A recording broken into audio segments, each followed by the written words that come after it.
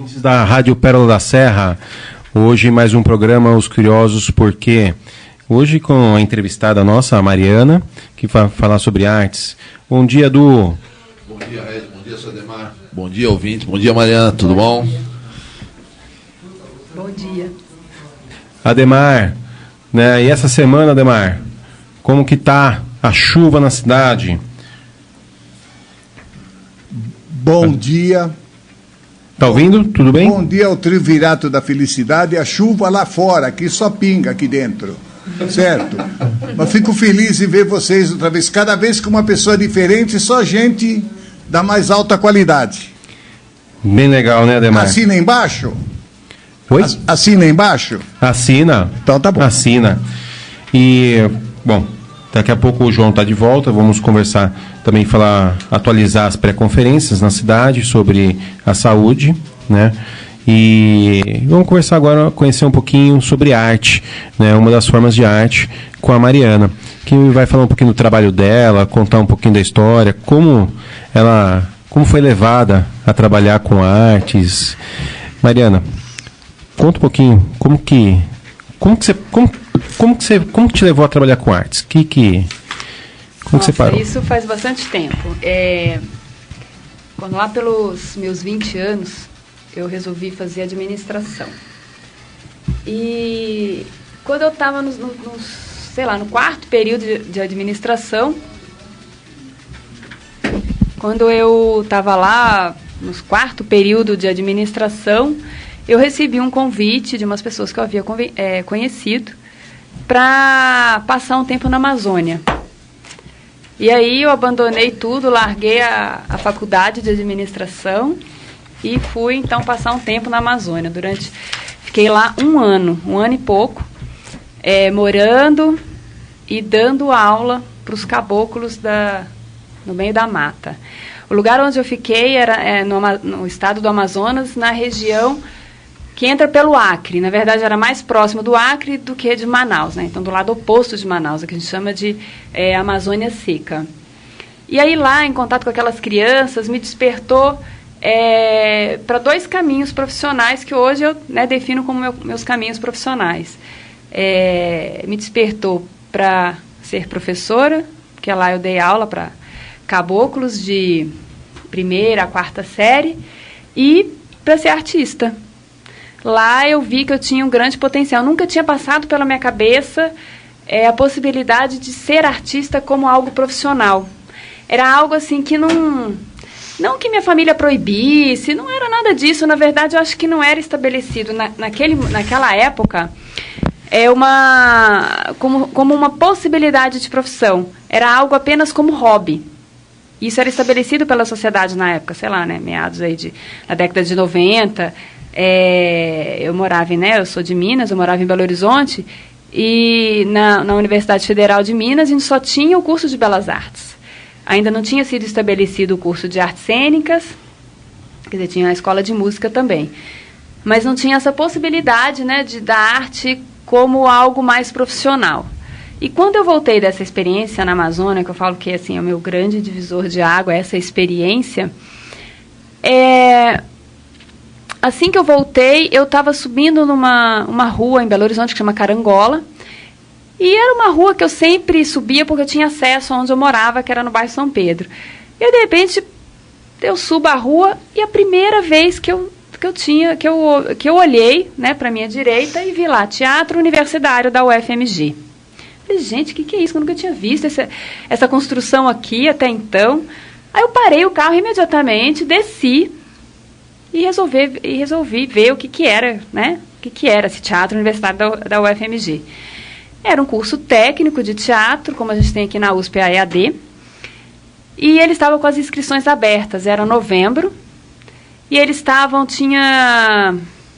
faltavam 2 dias para fechar as inscrições. Resolvi, assim, na louca, de fazer a minha inscrição, então, para o Teatro Universitário.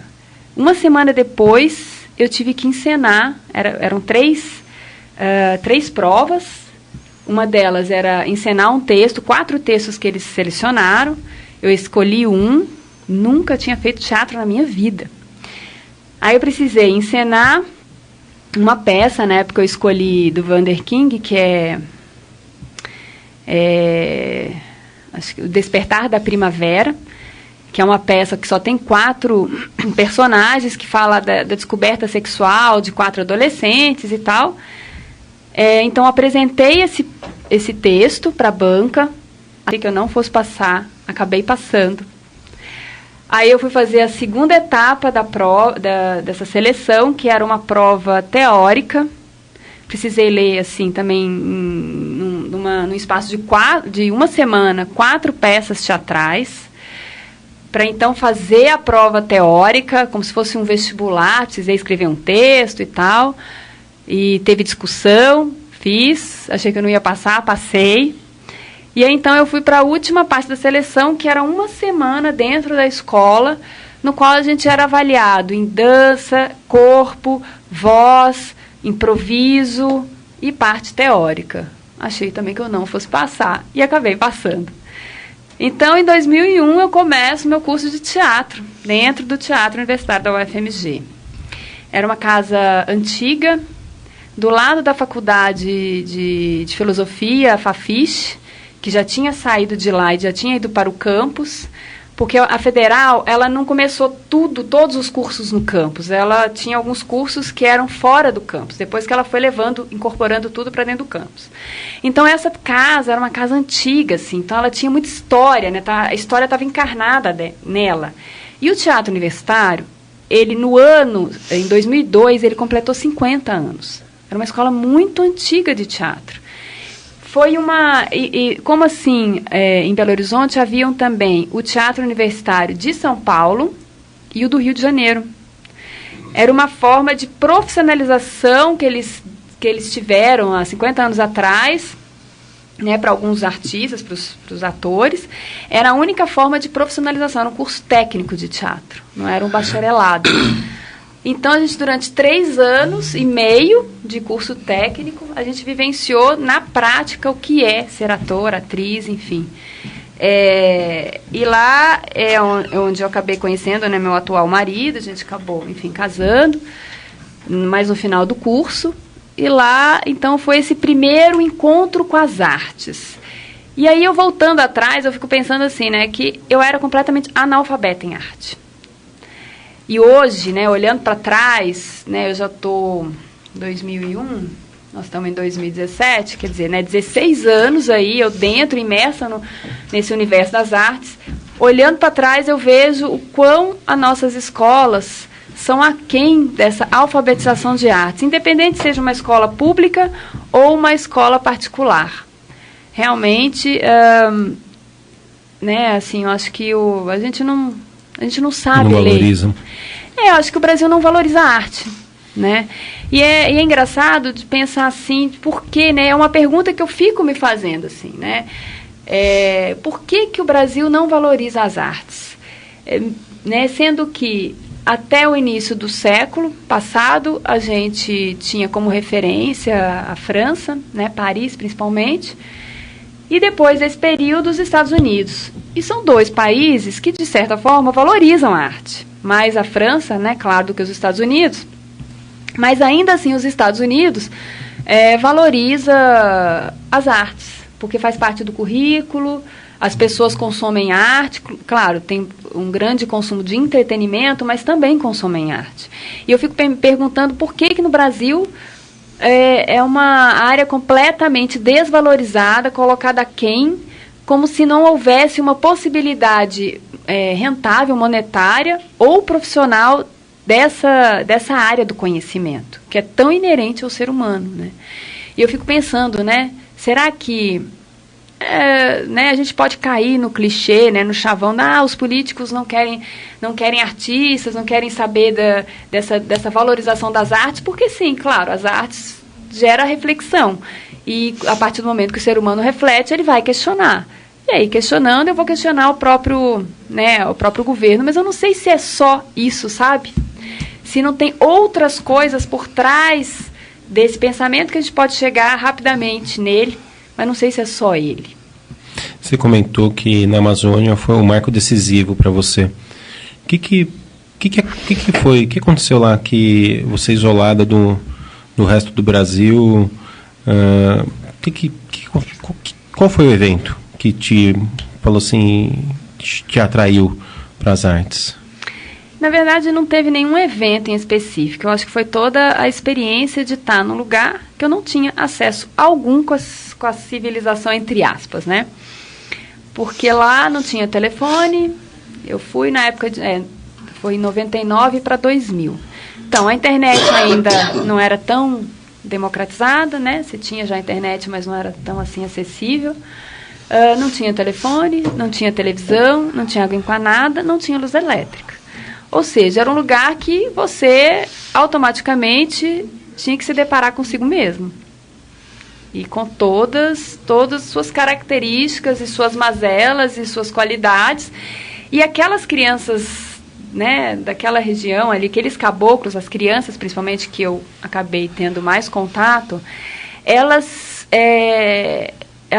se tornaram um grande espelho, meu maior espelho. Porque, enfim, a gente que está na cidade, a gente não tem noção do que é realmente um ser... como é que eu posso falar assim? Esse ser natural, completamente natural, sem influência de toda essa informação que a gente tem na cidade grande, né? Mas acho que mais do que a globalização, esse bombardeio de informação que a criança, desde que nasce, ela é submetida com a quantidade de brinquedo, com a quantidade de, enfim, de um monte de coisa, né, de imagens visuais e tal. E lá, a criança, ela está muito natural ali, natural. E quando a gente fala assim, natural, a princípio, quando eu cheguei lá, também foi uma forma assim, a princípio eu não tinha pensado ir para lá primeiro, eu pensei de trocar a matrícula e passar 6 meses no Uruguai. Queria aprender o espanhol. E acabou, no meio desse caminho, eu conheci um casal que tinha um filho, tinha perdido o filho, eles eram de lá e eles falaram, você não quer ficar lá um tempo com a gente? Eu acho que você ia gostar de ficar lá. E eu acabei decidindo, assim, meio de última hora, ir para a Amazônia. Na verdade, eu tinha comprado até minhas roupas, era inverno no Uruguai, eu ia acabar indo descer para o Uruguai. Quando eu cheguei lá, claro, né, assim, a gente demora um pouco a acostumar a fazer essa coisa térmica, porque é um lugar muito úmido e muito quente. E a gente não está acostumado. Mesmo eu vindo de Minas, que é um lugar mais quente do que São Paulo, mas aquele calor úmido te prostra de um jeito que eu fiquei uma semana deitada na rede, eu não conseguia levantar, fazer nada. Na hora que o sol ali do meio-dia, de 11 horas da manhã até as 3 da tarde, assim, que a umidade sobe de uma vez, né, por conta da quantidade de rio, de igarapé que tem ali, da própria mata. Nossa, eu não conseguia levantar da rede. E aí que eu falei, gente, o que eu estou fazendo aqui? Vou embora de volta. Por quê? Você vai naquela imagem romântica, né? Ai, a Amazônia é linda, aqueles caboclos, aquela coisa linda. O quê? Não tem nada de romântico. O negócio é muito natural. Natural na palavra mais original dela, né? Cruel. Né? Então, assim, os pais batendo nos filhos e gritando, e, né, coisas que a gente não está acostumado, e senta no chão, porque não tem mesa, come igual bicho. Então, assim, bicho e gente é quase a mesma coisa. Então, é algo muito que destoa muito da nossa cultura. E aí, claro, a princípio a gente pode... E eu caí nessa armadilha, né? Eu sou civilizada e eles não. Porque eu como, né, sento à mesa, como com talher, e eles não, às vezes comem com a mão e tal. Mas, e aí aquilo me assustou muito de imediato. E então eu encontrei, porque lá não vivem só caboclos, mas pessoas que fizeram a escolha de largar tudo aqui e morar lá, né? Pessoas que são de São Paulo, Minas, Rio Grande do Sul, enfim. E aí tinha uma japonesa de São Paulo, que já morava lá há muitos anos, sei lá, 15 anos talvez, ela chama Clara. E então eu fui conversar com a Clara, conhecer a Clara. Que me falaram, tinha uma italiana do lado da casa onde eu estava. Não, vai lá conversar com a Clara, você vai gostar. Porque eu estava assim, bem resoluta de voltar, né? Tipo, o que eu estou fazendo aqui? Não, vai lá conversar com a Clara. Aí eu fui lá conversar com a Clara. E aí, conversa vai, conversa vem. Eu lembro assim, não lembro de tudo que a gente conversou, mas ela falou assim, abra-se para a floresta. Veja que é uma grande floresta encantada. Você só precisa estar aberta para ela, porque ela vai abrir os véus para você. E teve algo que ela falou, assim, nas palavras dela, que realmente, assim que eu saí da casa dela, e realmente pude me abrir para a floresta se abriu para mim, e ali se descortinou um outro mundo invisível que eu consegui ver, que não estava só nas aparências. E aí, então, eu consegui mergulhar melhor nessa outra cultura de uma forma menos preconceituosa, mais sincera e mais verdadeira, né? Aí eu consegui, então, fazer essa imersão. Então, assim, eu acho que não teve, assim, um fator, né, que me fez descobrir, né, a minha decisão para ser artista ou ser professora. Na verdade, as coisas foram acontecendo e cada vez que eu entrava em contato com a minha essência, mais eu via que eu só podia ser artista ou educadora, eu não podia ser mais outra coisa que não fosse isso. Então, né, e foi ali na lida com as crianças, né, me falando, jogando na minha cara, assim, naturalmente, todas as minhas mazelas, os meus defeitos, e aqueles olhinhos vibrantes daquelas crianças muito, muito vivas, elas eram muito vivas, assim, né, são, né, muito vivas. E apontando assim, né, por que seu cabelo é tão amarelo? Na época eu pintava o cabelo. Por que seu cabelo é tão amarelo? Mas por que não sei o que lá? Porque... Então era muito natural as perguntas, sabe aquelas perguntas que às vezes as nossas crianças fazem, a gente fica morrendo de sem graça? A daquelas crianças é o tempo inteiro assim, só que os pais não ficam sem graça, porque é muito natural deles, porque eles também perguntam. Né? Então, aqueles adultos também que a gente consegue ver aquela essência da criança ainda, aquela curiosidade genuína daquele ser, né? O porquê que você faz uma coisa e não outra, o porquê que você come daquele jeito, por que você veste assim, o porquê que você anda assim, enfim, ou porquê que você não sabe subir em árvore, o porquê que você não sabe fazer isso, você não conhece essa planta, né? Então ia questionando e ia vendo assim, o quão eu estava distante da terra, o quão eu estava distante do relacionamento do outro, porque a gente acaba que fica muito nas aparências, e ali as relações eram tecidas no mais sincero da conexão, né? Então eu acho que foi isso que foi me levando, e a arte eu acho que é isso. Eles que achavam você estranha, né? Hã? Eles que achavam você estranha. Eles me achavam super estranho. Eles estavam no mundo deles. Eles estavam no mundo deles, eu era um ET assim, né? Verdade. E como que foi a sua volta para Belo Horizonte?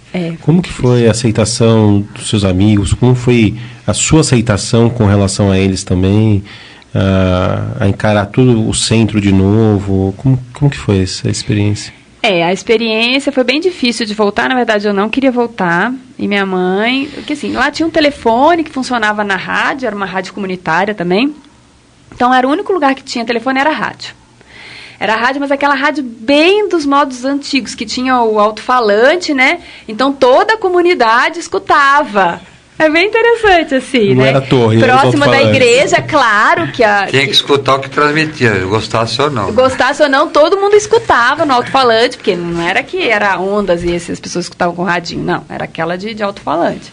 E claro que era na torre da igreja, e aí, né, claro que a comunidade centrada em volta da igreja, né, como todo, né, comunidade bem realmente do interior.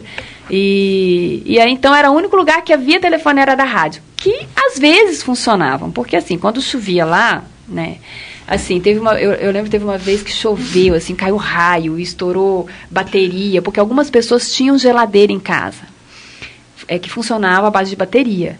E aí teve uma vez que choveu, eu estava numa casa e o raio caiu e estourou, assim, eu vi partindo ao meio a bateria. Eu falei, olha, naquele dia eu acreditei que houvesse mesmo o dilúvio de Noé, porque eu nunca vi tanta água na minha vida. Eu falei, gente, eu acho que é possível mesmo o dilúvio de Noé. Porque era tanta água, assim, sabe? Assim, que foram horas daquela água, assim, que eu não acreditava. Assim. Não, é verdade, eu acho que é possível mesmo o dilúvio de Noé a partir dessa experiência. Mas... Então, assim, ficava mais estragado o telefone do que consertado. Mas, enfim, às vezes eu conseguia falar em casa e minha mãe, não, você precisa voltar, você é louco, você vai ficar aí. Não dá, você não pode ficar aí, né? Ok, já passou pela experiência, mas você precisa voltar, preciso de você aqui, não sei o que lá. Eu acabei voltando. E aí, meu primeiro contato, depois de 1 ano fora dessa civilização, entre aspas, né, desse mundo civilizado, foi em Rio Branco, né? Porque a comunidade era 12 horas de canoa de Boca do Acre. Boca do Acre era uma cidade a 6 horas de Rio Branco. Mariana, eu acho que eu vou ver com o Ademar. Ademar, nós vamos fazer uma parada agora para os apoiadores. Então, daqui a pouco nós voltamos a falar com a Mariana. Alô, galera, aqui é Michel Teló e eu também estou aqui, ligadinho com vocês.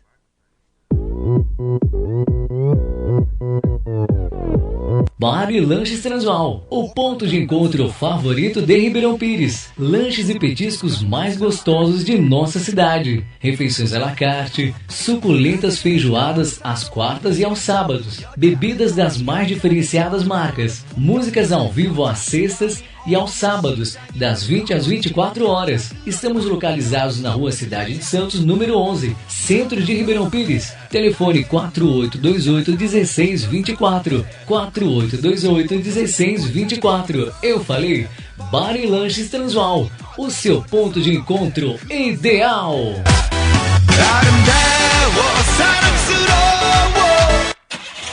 Alô você que vem ao centro da cidade de Ribeirão Pires e não tem lugar para estacionar o seu veículo. Não perca tempo. Vá ao Lelo Estacionamento e estacione seu carro com conforto e segurança. Lelo Estacionamento está situado na Rua Afonso Zampol, número 69, bem no coração da cidade. Aberto das 7h30 da manhã às 8h30 da noite. Eu falei, Lelo Estacionamento. Colégio Jean Piaget, Educação Infantil e Ensino Fundamental. Parceria com o Sistema de Ensino Jean Piaget, o único que integra a tecnologia à altíssima qualidade de ensino. Acesse www.colegiojp.com.br e conheça. Na Rua Ema Mortari, número 60, Centro Alto, Ribeirão Pires. Telefone 4823-6633. Colégio Jean Piaget, seu filho na escola ideal. Alô amigo, alô amiga, você quer adquirir o vestuário de primeira qualidade? Então visite a loja Moda Mania. Temos roupas masculinas e femininas, das melhores marcas pelos menores preços, com condições de pagamentos em até 8 vezes sem entrada e sem juros. Faça-nos uma visita e comprove. Estamos localizados na Rua do Comércio 127, do Shopping do Ike, piso superior. Telefone 4823-6827. Moda Mania. A Rádio Pérola da Serra abre espaço para o ouvinte. Ligue 4824-5989 e participe da nossa programação. Rádio Pérola da Serra FM, a voz de Ribeirão Pires. Não percam o sensacional Festival de Prêmios Beneficente no Estádio Municipal de Mauá. Primeiro prêmio, 10 mil. Segundo prêmio, mais 10 mil. Terceiro prêmio, 20 mil. Quarto prêmio, 30 mil. Quinto prêmio, 40 mil. Um prêmio em cada sorteio. E mais diversos prêmios extras de vários valores. Adquira suas participações antecipadas em postos autorizados e concorra a vários prêmios pelo número da cartela. É domingo, dia 12 de novembro, às 10 da manhã, no Estádio Municipal de Mauá, Avenida Papa João 23, número 528, Vila Noêmia, Mauá. Informações 4476-3094, 4476-3094 ou através do Facebook. Acesse facebook.com/eventes. Participação Casa de Acolhida Isabel Soller. Participe e boa sorte!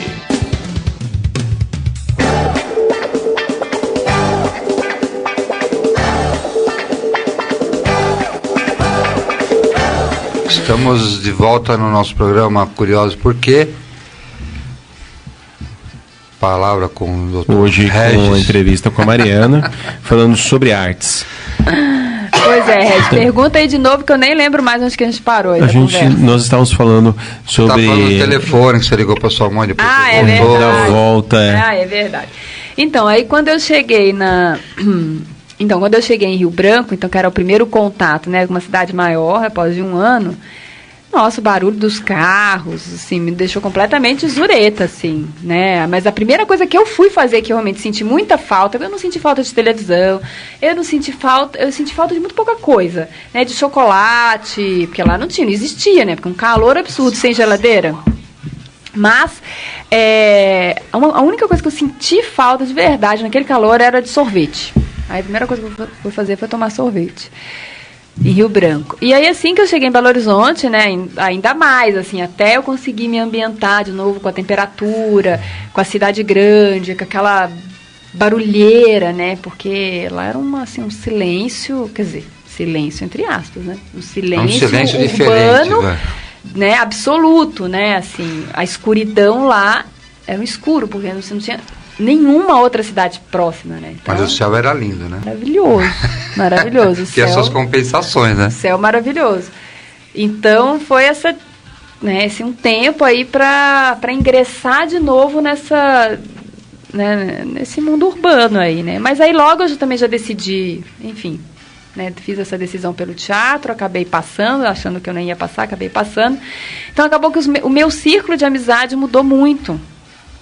Né, até então, que a única pessoa que eu mantenho até hoje de amiga da época da administração foi uma amiga que foi através dela que eu acabei indo para antroposofia há 20 anos atrás, assim, né, que com ela eu conheci a antroposofia, pedagogia Waldorf, ainda não tinha nem filhos.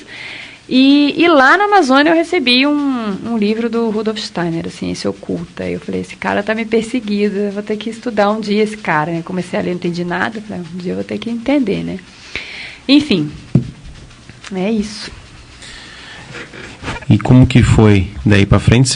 Daí você entrou no curso, então, para fazer artes, para fazer teatro. Isso. E então a parte de artes começou com teatro. Então, que hoje você faz...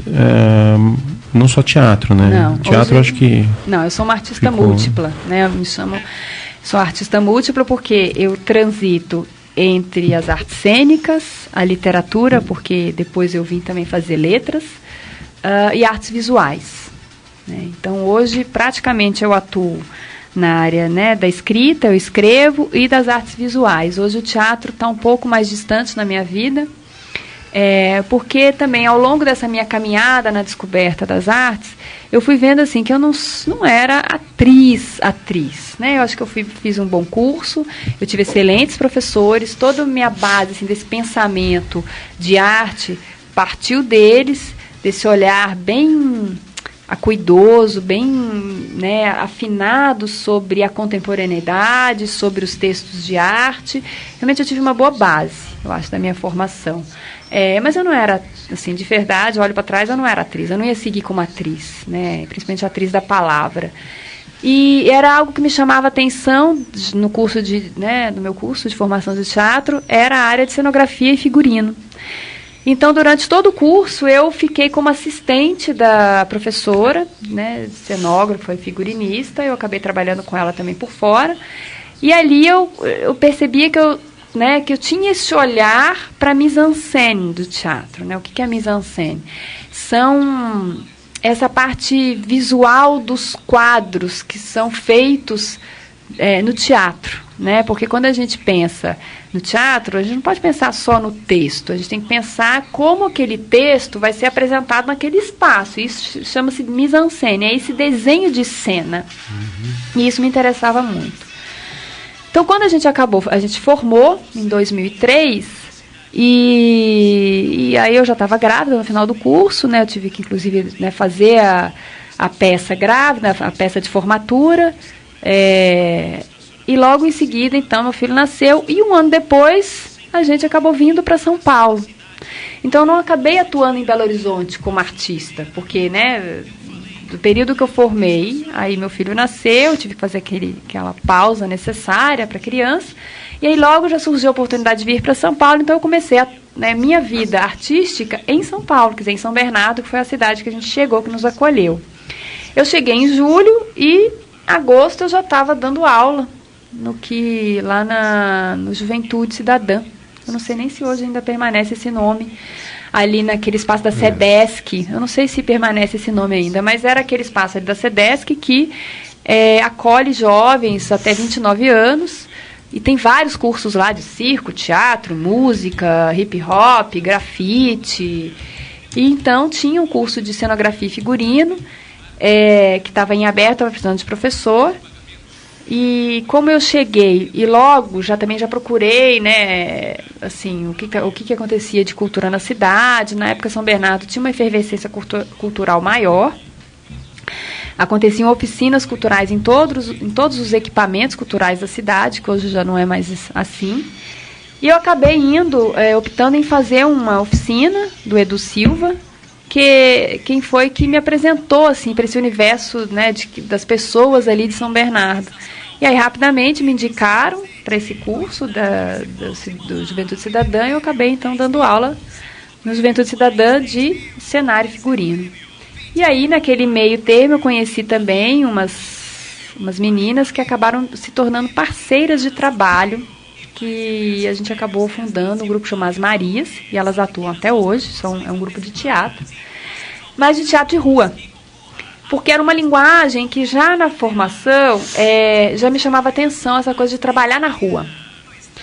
E a gente teve uma experiência de teatro de rua e eu acabei gostando bastante. E elas tinham um grande interesse em estudar o teatro de rua. Elas eram bem jovens, tinham 17, 18 anos na época. E falaram, bora lá, então vamos estudar então teatro de rua. Né? Em Belo Horizonte a gente tem um grupo que chama Grupo Galpão, que é a referência no Brasil para teatro de rua. E com essa cultura popular, porque eles conseguiram fazer essa mescla, né, do teatro popular, pegar textos clássicos como Romeu e Julieta, um Molière imaginário, que são textos clássicos, e colocar para a linguagem da rua dentro dessa cultura popular do Brasil, brasileira. Então foi isso que a gente foi fazendo. A cultura de rua, ela é pouco explorada aqui no Brasil, né? Um pouco valorizada, né? É uma pena, né? Podia ser melhor. Se as artes, então, se as artes é pouco valorizada, o teatro de rua é ainda menos, porque é um teatro marginal. Porque, veja, você não está institucionalizado. Você não está dentro de um teatro que vai ganhar com a apresentação, você não tem produtores. Então, você quebra um pouco com essa estrutura das artes, principalmente dessas artes do entretenimento, né? Que acaba que financia, sim, um tanto de arte, né?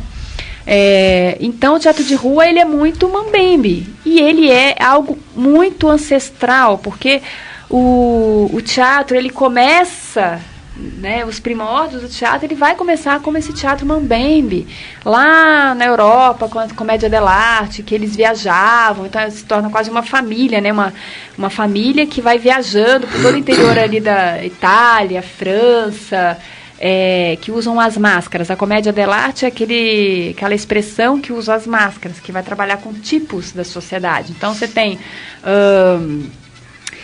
o avarento, você tem o capitão, que representa a coisa da segurança, você tem os dois atrapalhados, que é o Arlequino e o Brighella, que vão fazendo essa dupla de atrapalhados, que, por exemplo, a gente tem muita referência... o Gordo e o Magro, Dedé e Didi, são essas figuras. Ele é retirado toda da comédia dell'arte, desse teatro popular, ali, medieval, né? Por exemplo, o Suassuna se utiliza muito dele, ali com o Chicó e o João Grilo. Então, são essas figuras, né? Então, ali, com esse trabalho ali no teatro de rua, eu acabei fazendo mais a parte de direção com elas. Então, eu apresentei um trabalho que foi toda a minha formação, que é do teatro físico. E a partir desse teatro físico, ou seja, desse teatro que parte do corpo e não do texto, né? Então o texto ele é a última coisa a ser colocada. Primeiro você tem todo um trabalho corporal, a gente vai criar partituras corporais para criar a mise-en-scène, para então depois você incorporar o texto, e o texto também como uma ação vocal, e não apenas como um texto decorado que vai ser dito, mas sim uma ação vocal. Estudo na rua foi me dando essa familiaridade de estar na rua. E a princípio, o que era romântico, né? Esse pensamento romântico do artista que está começando, de que leva para a rua, naquela intenção de, vamos, né, democraticamente dar acessibilidade a todos para a arte. A princípio era isso, mas hoje eu vejo que não é bem assim. Mas a rua ainda está nos meus trabalhos, e a rua ela aparece muito mais como uma escolha estética do que apenas uma escolha social, né? Então, é isso. Acho que a gente tivemos a oportunidade de conversar com outros artistas que passam também o chapéu, né? E na conversa que a gente teve, parece que assusta um pouco, porque não é cultural nosso ter esse tipo de apresentação na rua. E aí, quando o artista está lá se apresentando, parece que é por necessidade, é um extremo de carência, de pobreza, né? Vamos falar assim. E as pessoas não param para assistir, não param para apreciar, né, aquela peça ou aquela arte que eles estão fazendo naquele momento, né? E então acho que também tem a falta de cultura também, eu acho que. Mas aí uma coisa que eu vejo também é o seguinte, que a gente pode ver, passei uma situação agora. Convidaram minhas filhas para ir participar de Halloween. Não é da nossa cultura o Halloween, é da cultura norte-americana, né? Então, quer dizer, não tem influência externa, né? Tem umas coisas que eu falo, poxa, tem certas coisas que é tão bom a gente ter, nós não valorizamos o nosso, e é aquilo que ela estava falando. Ela foi para a Amazônia, foi para lá, e a gente não valoriza a história do boi bumbá, o Saci Pererê, Curupira. Algumas escolas estão tentando trazer isso de novo, né? Quer dizer, a gente vai ter uma cultura de um país que eles vêm totalmente de fora, e a gente não valoriza o daqui. E aí que eu falo, pergunto também para amanhã, como é viver de cultura aqui no país, sendo que, aliás, você escolheu, acho que as duas profissões que mais mal pagam, que é cultura e professor, né? Pelo amor de Deus. E além disso, assim, não é uma artista, porque eu poderia ser uma artista de musical, uma artista de TV, né? Às vezes eu falo, quando eu escrevo, né, vou preencher alguma ficha, qual que é a sua profissão? É artista. A pessoa fala assim, você trabalha na TV? Quer dizer, eu sou artista, não significa... Mas qual artista? Ela não me pergunta primeiro, né? Que artista é igual atriz de TV, né? Bem interessante isso, porque só esses que ganham dinheiro. Então, assim, além de ter escolhido ser professora, eu escolhi ser uma artista de teatro, de rua, e depois eu vou escolher, dentro das artes visuais, a performance, que também é uma linguagem marginal dentro das artes visuais. Ou seja... né? Eu estou sempre à margem da margem, né? Mas como é que é, né, viver de arte assim no país? É difícil, assim, confesso que a gente viveu só de arte mesmo durante 4 anos da nossa vida. Foi quando meu marido, quando ele veio para São Paulo, ele também é artista, né? Mas ele também é jornalista e publicitário, acabou trabalhando como da área de comunicação de uma empresa grande de logística em Diadema. Então, ele, de uma certa forma, mantinha a casa. O que eu ganhava era o adendo, né? O plus, não era aquilo que sustentava. Aí ele fez um projeto em 2008, que foi aprovado em 2009, que foi para executar um trabalho dentro da rádio comunitária de Heliópolis. Então, foi quando ele pediu demissão e a gente encarou esse projeto de 1 ano, dentro ali da comunidade de Heliópolis, que foi um projeto extremamente interessante, que misturava rádio, né, então jornalismo, comunicação e cultura. Então a gente conseguiu mesclar durante 1 ano, a gente tinha remuneração, estava ok, porque estava a contento ali do projeto. E aí depois a gente foi se virando, na época, né, assim, ali meados ali de 2009, 2010, ainda se tinha a gente ainda colhia frutos ali, né, de todo um trabalho que o Gilberto Gil fez no Ministério da Cultura, que isso a gente não pode negar, ele é um grande ministro da Cultura, e a gente conseguia ver, assim, chegava para os pequenos produtores esse valor, né? Então, porque até então chegava só para os grandes produtores, né?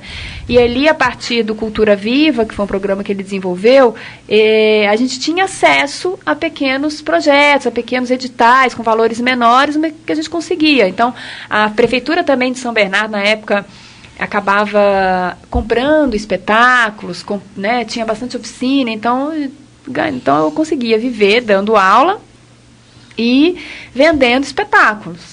Então, era possível viver. Mas ali, a partir de 2012, o negócio já foi fechando para a área de artes, assim, já no governo Dilma, que já foi bem complicado. E aí eu engravidei do meu segundo filho, aí a gente decidiu, não, a gente vai precisar que você volte para o mercado, né, para uma empresa e tal, para dar essa segurança, para que a gente possa continuar fazendo o que a gente acredita da arte. Porque a gente até poderia continuar, mas não dentro da arte que a gente acredita que faça diferença, né? Porque a gente sabe que tem ainda a arte que é transformadora e aquela que está dentro do circuito comercial, que não vai gerar transformação alguma, é apenas quase um entretenimento, né? Então não é essa, eu não sou contra, mas não é essa que eu gostaria de seguir, é isso, né? Hoje você atua mais na região aqui do ABC, ou não? Não, na verdade eu atuo em São Paulo, Minas e a região do ABC, né? Sempre, que acabou que virou assim um lugar que me acolheu e que eu tenho grande estima, principalmente São Bernardo, que até hoje ainda estou aqui, vai fazer 7 anos que eu estou em Ribeirão e ainda atuo muito em São Bernardo. É uma cidade que ainda me chama muito, assim, né, para atuar. Por que escolheu morar em Ribeirão? Por conta da escola do meu filho. Pensei que era mais parecida com a Amazônia. Na verdade, eu não conhecia Ribeirão, mas quando eu cheguei aqui e vi, né, as árvores, é claro que eu sou brejeira, né, não é só por causa da Amazônia, passei toda a minha infância na fazenda, então, Ribeirão, né, claro que me cativou, apesar de que eu ainda fiquei 2 anos e meio, meu filho estudando aqui e a gente morando em Ribeirão, em São Bernardo. Então a gente fazia esse trajeto, aí chegou uma hora que eu falei, não dá mais, a gente precisa morar aqui, que não está dando mais. Mas é que como a gente tinha muitas coisas, né, muitas frentes abertas em São Bernardo, acabava que era complicado a gente estar morando aqui. Aí a gente foi fechando algumas frentes lá, concentrando, quer dizer, aqui eu nunca atuei, né? Na verdade é essa, assim, o que eu sinto de Ribeirão é que eu nunca atuei como artista em Ribeirão.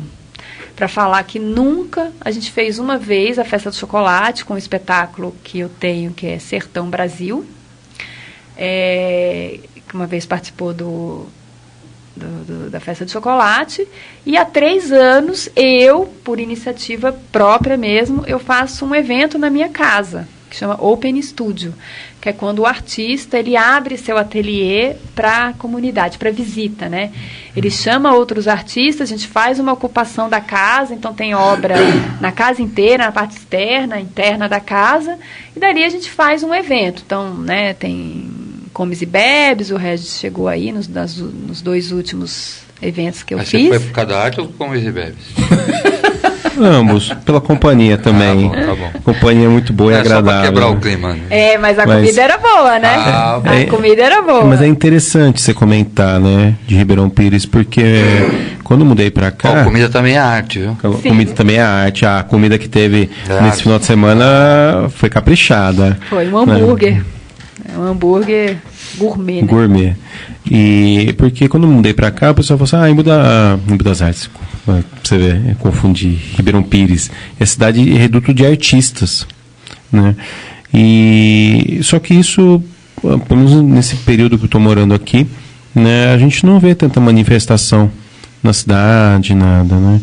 Por isso que eu te perguntei se você veio para cá com essa ideia de... Porque lá é um reduto de artistas, é para lá que a gente vai desenvolver projetos, ou foi realmente por causa da escola ou algum outro fator que veio de acolhimento da cidade? Na verdade, a gente veio para a cidade especificamente por conta da escola. É claro que na escola a gente acabou conhecendo, né, artistas também que moram na cidade, mas que tem muita dificuldade de atuação, né, que é o pessoal da Arca. Eles ainda que eu vejo são as pessoas que mais fazem eventos, que é alguma coisa que acontece na cidade em termos artísticos mais visível, assim, é o pessoal mais presentes. Mais presente, mas estão mais devagar agora, depois que eles, né, acabou a grana do ponto de cultura e tal, porque não é fácil, né, viver de arte. Então, eles são professores, aí acaba que agora estão se dedicando mais como professores do que, de fato, como artistas, né? E, assim, o que eu vejo na cidade, que é muito complicado, é que não tem espaços, né? Assim, você tem um teatro que o acesso é horrível, né? Onde já se viu um teatro com acesso de escada caracol. Isso que não existe, né? Aqui em Ribeirão existe. Então, não existe, mas aqui existe, né? Ainda bem que eles fecharam esse teatro, porque não era inviável esse teatro. Aí você não tem um espaço expositivo para artes visuais. É muito complicado, né? Você tem a escola de música, mas a arte não se reduz apenas à música, né? E aí eu sei que tem um pessoal também, coisa de dança, mas muito mais nada profissional, algo muito mais apenas para dar aula, como oficina, do que de fato com um pensamento maior, né, de que a arte possa gerar também recursos para a cidade. A gente não pode esquecer que Ribeirão é uma cidade turística. E ele poderia, como vocação, ter as artes, né, a cultura, e aí a cultura, quando a gente fala cultura, eu acho que amplia, né, vai para outras searas que além da arte, a cultura é muito mais abrangente, poderia usar a cultura e as artes como esse polo, né, fazer de Ribeirão Pires um polo cultural.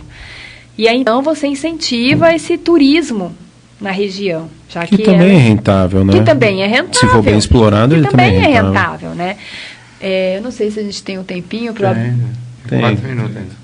Então, para abrir assim uma experiência que eu tive agora no meio do ano, eu fui para a Alemanha para um evento de arte que acontece de 5 em 5 anos, que é a Documenta de Kassel. Kassel é uma cidade do interior da Alemanha. A Documenta é como se fosse a Bienal, né? A gente tem, não sei se vocês já foram à Bienal, a gente tem o pavilhão da Bienal lá em Ibirapuera. Imagina aquele pavilhão vezes 12, espalhados pela cidade.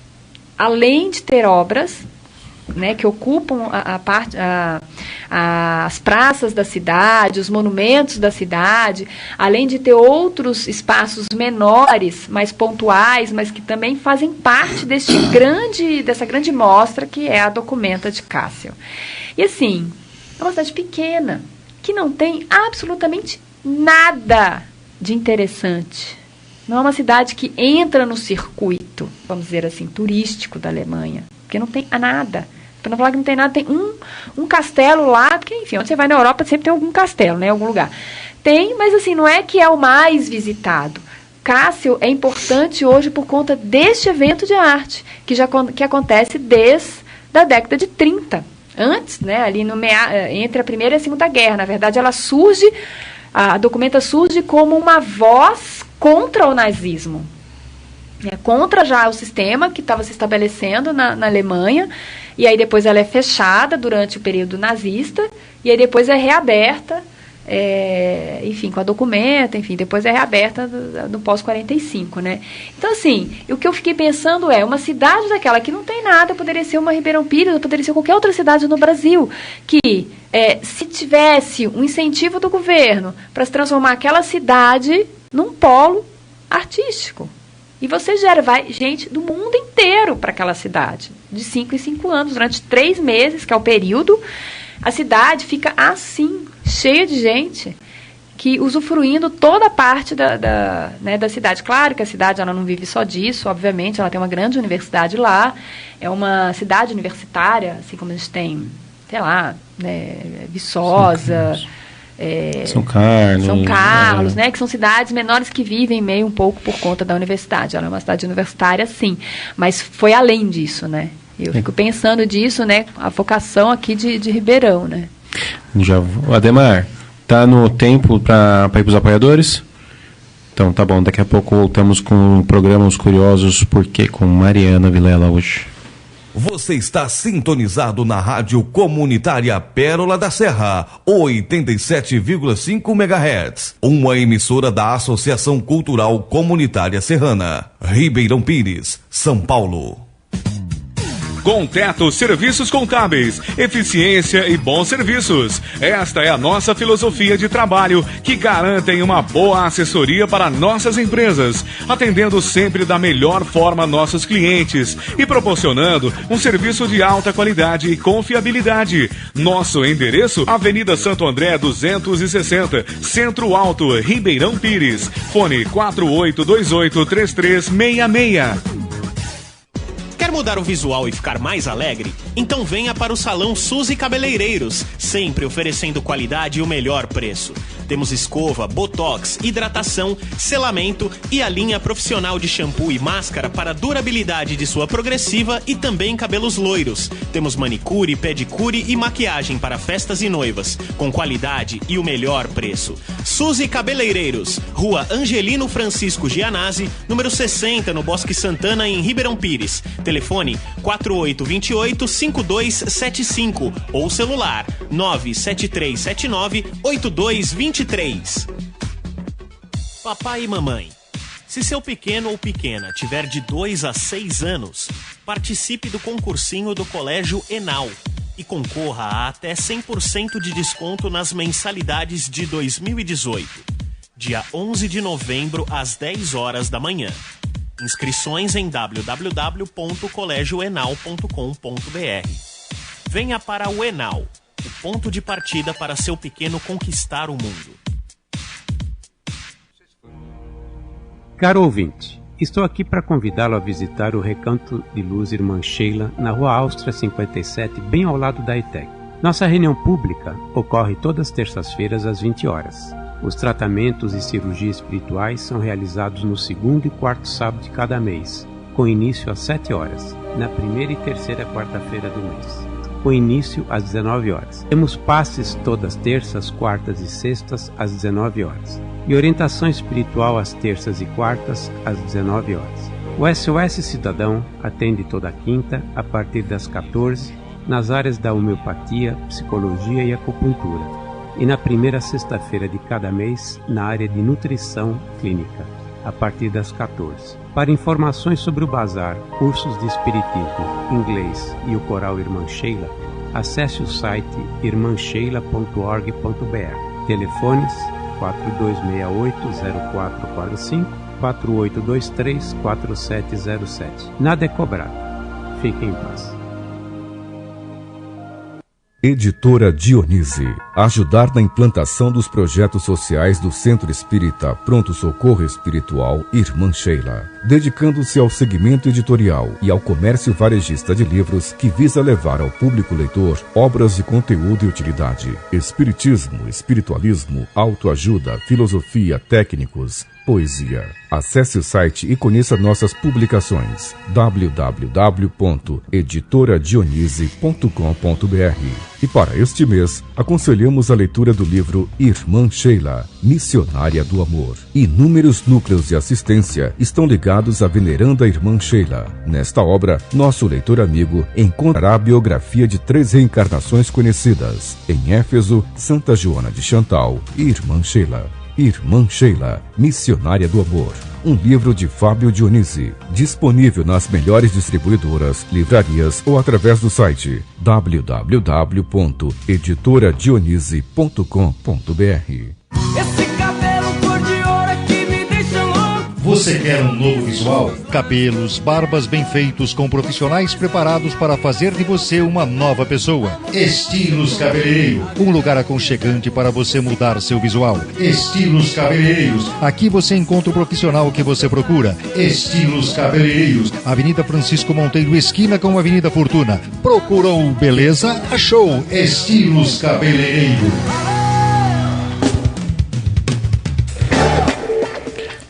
Voltamos com o programa Os Curiosos Porque, hoje com entrevista com a Mariana falando sobre artes.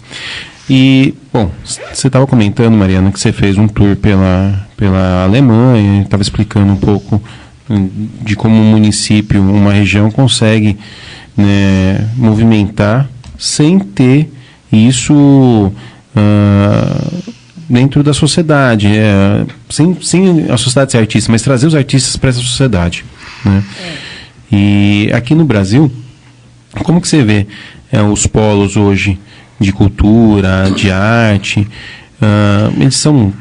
Como que você vê? Tem alguma cidade que você enxerga que tem esse tipo de atividade que poderia ser de exemplo? Então, a gente... na verdade, a gente pode falar de 2 coisas distintas. Uma são os polos de arte. A gente sabe que São Paulo é um grande polo de arte, né? Rio, Belo Horizonte, Porto Alegre, Natal é um polo de arte. E a gente tem essa outra perspectiva, que é uma cidade do interior que promove eventos artísticos, culturais, e assim gera uma economia na cidade. E a cidade que me veio à mente foi Tiradentes, em Minas Gerais. Eu sou mineira, né? E eu tenho uma tia que mora em São João del Rei. E eu lembro que eu era criança, ia visitar essa minha tia, ficar com meus primos e tal. E São João é do lado de Tiradentes. E a gente sempre ia, toda vez que a gente ia lá, toda vez a gente fazia aquele programa da Maria Fumaça, né, que faz São João Tiradentes. E a gente descia lá, dava uma rodada na cidade. Na época meu tio buscava a gente de carro para não ter que ficar esperando o próximo trem voltar, porque demorava para o trem, e a cidade não tinha nada. Então era uma cidade completamente monocromática, eu lembro, assim, sim, sabe, sem graça. Tinha aquela praça central que não tinha cor alguma, que não era nem viva. E a gente rodava ali e a gente falou assim, legal, aqui foi onde Tiradentes morou. Era isso, nessa imagem que eu tinha de criança, porque a cidade não era charmosa, a cidade não era o que é hoje. Era uma cidade muito, assim, sucateada, com os prédios antigos abandonados. Como eu falei, assim, a imagem que eu tenho é da cidade monocromática. E quem hoje foi, né, quem conhece Tiradentes sabe que ela não é monocromática, ela é extremamente colorida. Porque com a revitalização dos prédios, né, a construção de vários museus, que hoje tem lá o Museu da Liturgia, extremamente contemporâneo, usando muito da tecnologia, assim como a gente tinha aqui o Museu da Língua Portuguesa, várias mídias, né? Mas assim, então por isso que eu peguei esse exemplo de Tiradentes, porque fazia parte das cidades históricas, sim, fazia parte das cidades históricas, mas não tinha nada, assim, né? Estava abandonada na década ali de 80. Que tinha um nome que chamava a atenção, né? Entendeu? E aí era muito mais importante para São João del Rei do que para Tiradentes, na verdade. Tiradentes, já que está em São João, vamos lá em Tiradentes. E é porque era o caminho da Maria Fumaça. E aí, depois ali, né, na década de 90, que ela vai sofrer uma revitalização, né, eu não sei qual o prefeito que fala assim, não, a partir de agora, essa cidade vai mudar a sua história, né, ela vai fazer parte do centro turístico. E realmente, hoje, Tiradentes é muito mais importante do que São João del Rei. Então, as pessoas vão para Tiradentes, para o Festival de Cinema que acontece todo janeiro, ou para o Festival de Gastronomia que acontece em julho, vão para Tiradentes, porque tem um distrito que chama-se Bichinho, onde concentram-se artistas e artesãos, então, que mantêm os seus ateliês abertos, né? Então a gente vai para Tiradentes, porque a cada rua que a gente entra tem uma loja linda com artesãos da região, que expõem seu trabalho, são trabalhos diferenciados, estimulados, né, que foi estimulado por aquela, sei lá, não sei qual prefeitura, qual governo, qual gestão que fez essa virada em Tiradentes, mas o fato que aconteceu. E hoje Tiradentes se coloca dentro do circuito né, de uma das cidades mais visitadas aqui da região do Sudeste, né, principalmente de Minas, para fazer o circuito. Então, assim, eu acho que é possível. Basta ter uma vontade política, mas também eu acho que também tem que ter uma consciência desses munícipes, né? Que eu vejo assim, porque uma ação que eu sei que foi feita em Tiradentes, porque veja, uma gestão, né, um governo, ele não pode interferir na propriedade privada, certo? Para arrumar aquela casa. Mas ele pode dar um abatimento no IPTU para aquelas casas, né, que estão pintadas, que tem flores no jardim. Então, estão bem cuidadas. Estão bem cuidadas. Então, são ações... Só não cortando você. Blumenau tem um programa desse que lá tem muito jardim na frente das casas. Sim, o Sul e tem um concurso, né? A casa que ganhar, ela é isenta do IPTU. Sim. Gramado é assim. Gramado. Nova Petrópolis é assim também, que é próxima a Gramado, Canela. São várias cidades hoje que utilizam desses recursos para quê? Para manter uma cidade bonita. Porque a gente anda, né? Eu acho que Ribeirão tem um bonita potencial. Bonita e viva, né? Bonita e viva. Só tem o prédio, né? Claro. O prédio é uma coisa física. Agora tem os artistas, tem o... Sim. Esse que eu acho que é o maior valor, é esse, né? Sim. Né? Então, assim, por exemplo, semana passada eu desci à Praia Grande para entregar 3 trabalhos que foram selecionados no Salão de Arte Contemporânea de Praia Grande. E eu cheguei lá, era uma cidade que eu não conheço, né? Quando eu desço para a praia, eu vou mais ali para o litoral norte, não desço ali para Praia Grande, para baixo ali. E na hora que eu cheguei lá, eu me assustei, com uma cidade pequena, com um complexo cultural incrível. Incrível, não sei se vocês conhecem. Mas mudou bastante. Que não era assim. Então, pois mas hoje existe um complexo que compõe um teatro municipal, um teatro de bolso, o Museu da Cidade, a Galeria de Arte Contemporânea, e embaixo, 9 salas para oficinas culturais. Antigamente era assim, Guarujá era do rico e Praia Grande era dos pobres, entendeu? Pois é, agora parece que... Eu não sei se eu acho até que mantém, sim, um pouco essa divisão. Não, mas o nível de cuidado da cidade, entendi. Né? Nossa, foi... Acho que melhorou bastante, né? Porque eu achei muito. a cidade bonitinha, né? Muito. Então, eu até me surpreendi, principalmente com esse complexo cultural. Então, assim, basta, né? Eu acho que tem que ter um pouco dessa vontade política de encarar isso como algo, né? Isso que eu falo, as artes, a cultura da cidade, como uma potencialidade também de gerar recurso para a cidade. E quando você estimula... Né? Porque acho que qual que é o papel de um departamento de cultura ou de uma secretaria de cultura? Não é só a difusão da cultura, é a promoção da cultura, é a formação, o fomento da cultura, né? Então, com cursos, né, para aqueles jovens que vão iniciar,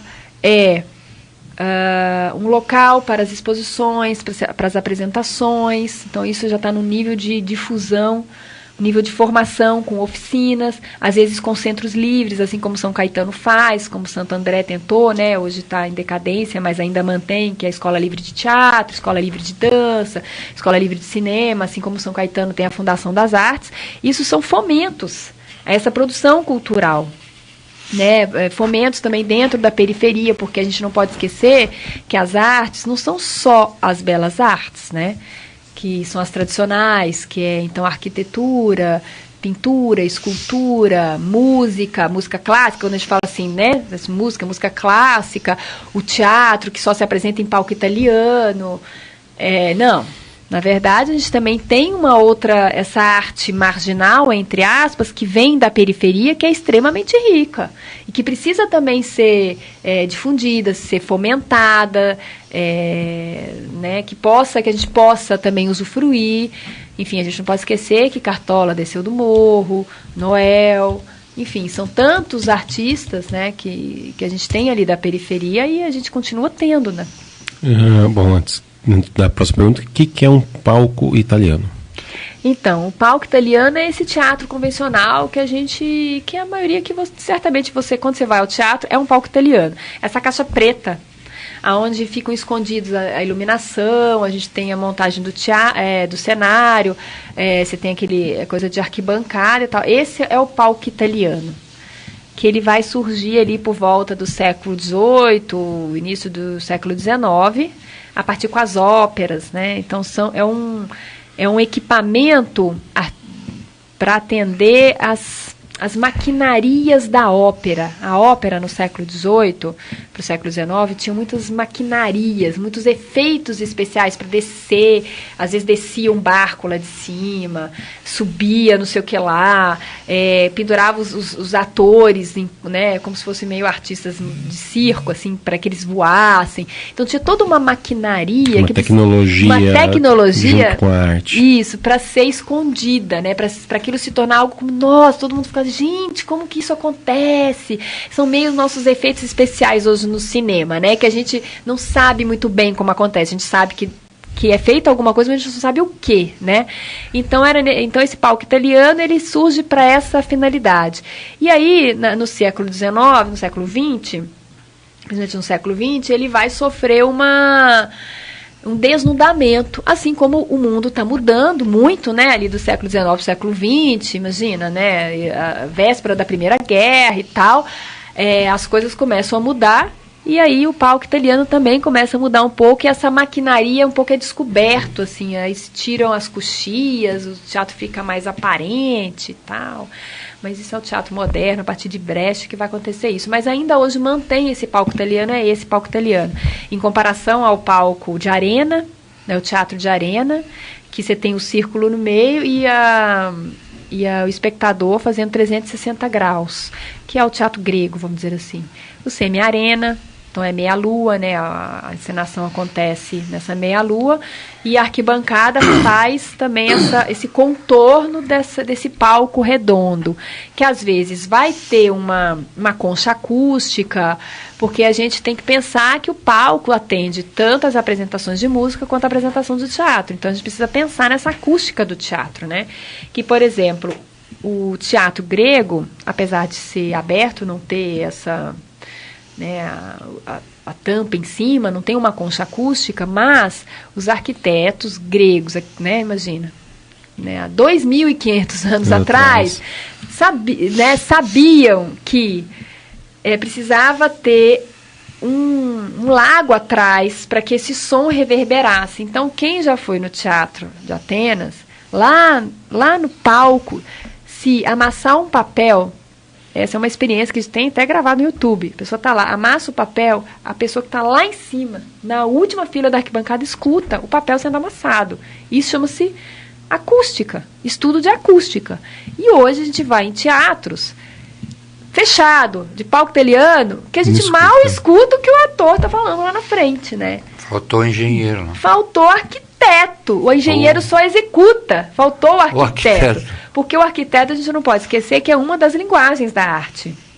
É a que mais materializa, né? Porque as artes, elas estão separadas, aquelas artes ligadas ao espaço e as artes ligadas ao tempo. E tem artes que transitam entre o espaço e o tempo.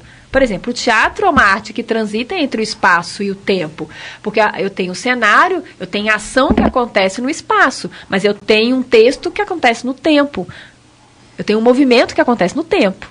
Mas sabe o que é isso? É a mania de falar que não precisa de engenheiro. Não precisa de engenheiro acústico. Faz lá, vamos economizar com o dinheiro com o engenheiro. No Brasil, o Zé ele consegue fazer, ele consegue fazer o teatro, vai ficar bom. Deixa eu aproveitar o seu conhecimento. Nós estamos numa região, né? Na minha opinião, é uma região muito rica em questão de espaço que a gente tem, né? Natural. Temos, por exemplo, Paranapiacaba tem lá um acervo que está jogando no lixo lá, né?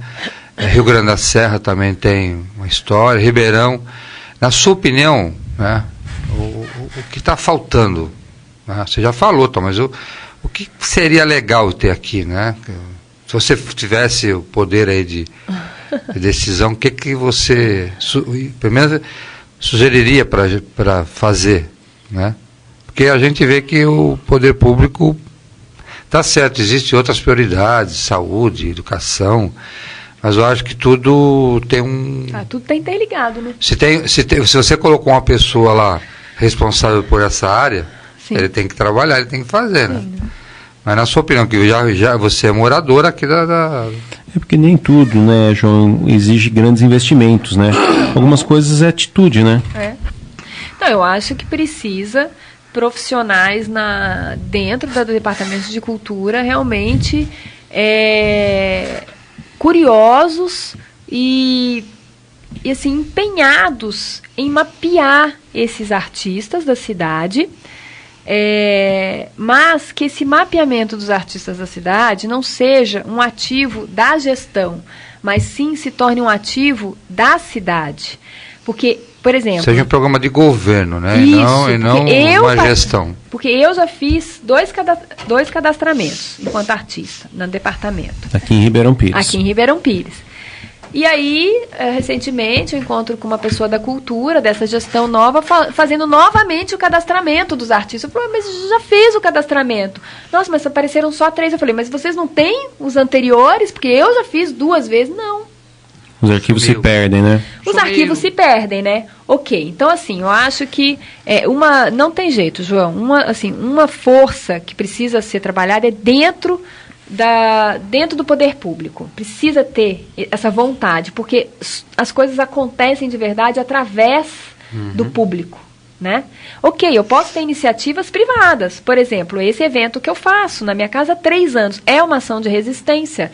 Quando eu abro a minha casa e faço da minha casa um espaço para exposição, né, para que as pessoas possam ir lá usufruir uma exposição de arte contemporânea, porque, veja, a gente ainda nem chegou lá, não sei nem se talvez dê tempo de conversar sobre especificamente a arte contemporânea.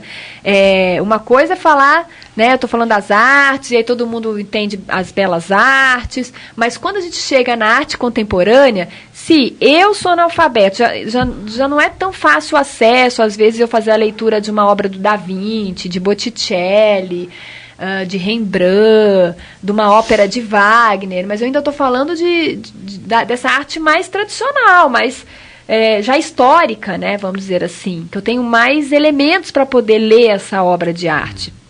Agora, imagina ler obra de arte contemporânea, que se faz nesse processo, nesse mundo louco que a gente vive hoje, desse cenário extremamente complexo que a gente vive em termos políticos, sociais, econômicos, ambientais. E a arte contemporânea fala disso tudo, onde ela rompe todos os suportes, ela explode. Então o teatro vai romper com o palco italiano, as artes visuais vai romper com a tela, vai romper com a escultura, e de repente eu posso falar em uma escultura social, que é o que eu faço hoje. Com a minha horta comunitária, ela é uma escultura social, onde a arte sai da seara do seu ferramentário artístico para poder ler e vou para outros campos, social, ambiental. Fala um pouquinho mais da horta Bem Viver.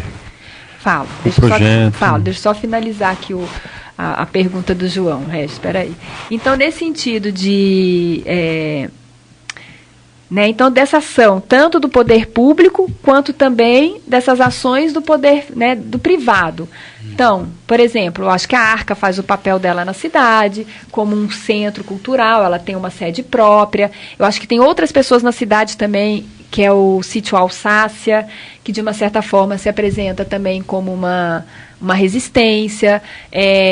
Tem uma escola de música ali na Mortari, né? Uma escola de artes ali na Mortari também, que pode vir a ser também um centro cultural realmente estabelecido na cidade, não apenas um lugar para se fazer aula, mas para promover a arte. Então, assim, você tem essas iniciativas, tanto do poder público quanto do poder privado. Eu acho que o artista ele não pode ficar só dependente do poder público, que eu acho que gerou, sim, nesses 12 anos, 13 anos aí de governo Lula, eu acho que alguns artistas ficaram um pouco dependentes, principalmente os artistas mais jovens, assim, que vem dessa geração dos editais mais fáceis, era mais acessível esse dinheiro. E aí, quando se vê sem, também não consegue pensar em outras formas de produção artística, né? E a gente vê artistas mais antigos que já se estabeleceram sem os editais, ótimo com os editais. Os editais, você fala Lei Rouanet, essas coisas. Não, né? Além da Lei Rouanet, você tem a Lei Rouanet, você tem o PROAC, você tem uma lei de fomento municipal da cidade de São Paulo, você tem um VAI, né? E aí cada cidade vai estabelecer esses editais, esses mecanismos de fomento à arte, né? É porque Ribeirão não tem nenhum, né? Não, uma coisa que me chama muita atenção a isso que você fala, e a Lei Rouanet, lógico, o governo Dilma, a gente sabe que ela acabou não só com o dinheiro da cultura, mas com o dinheiro de todo mundo. Só não acabou com o dinheiro da Odebrecht e da JBS. Com o resto, eles acabaram. E aí começou-se muita discussão, que eu não entendia, era o seguinte: quando o Temer assumiu, ele queria juntar o Ministério da Cultura, ser um departamento do Ministério da Educação. Como era antes, né? Que eu entendo que não é nenhum absurdo isso daí, tá? Que eu acho que educação e cultura, eles estão intimamente ligados. Não quer dizer que... eu acho que com essa falta de dinheiro, com essas coisas... Será que não teria sido mais inteligente ter deixado realmente a cultura, como era antigamente, um departamento da educação, e podendo ter uma verba maior, porque não precisaria ter uma estrutura de ministério, essas coisas, talvez sobrando um pouco mais de dinheiro para...